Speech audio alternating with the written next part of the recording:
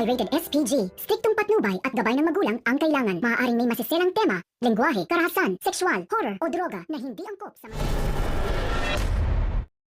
Ano nga ba ang tunay na estado ng nalalapit na serye ni Coco Martin na Sigabo? Marami kasi ang nagtatanong kung tunay nga ba na postpone o cancel na ang naturang palabas. Nilinaw ni Coco Martin na nagpapahinga lamang sila sa pagkakataong ito dahil matagal-tagal rin ang kanilang ginawang palabas sa FPJ's Batang Quiapo.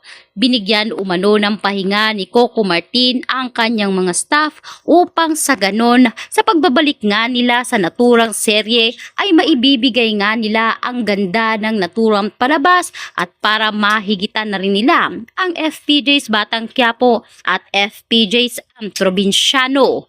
Sinabi rin ni Coco Martin na wala umanong katuturan ang mga bali-balita at mga fake news na tuluyan na ngang kinansel ni Coco Martin at hindi na matutuloy ang naturang palabas dahil pinaghahandaan umano nila ang kanilang pagbabalik. Sa ngayon ay nagbabakasyon pa ang real-time partner na si Coco Martin at Julia Montes kasama ang kanilang pamilya sa bansang Spain. Kaya naman, ito ang mainit nating pakakasubaybayan at pakakasalubungin ang pagbabalik nga ng primetime king na si Coco Martin kasabay ng kanyang magandang palabas na itong Sigabo.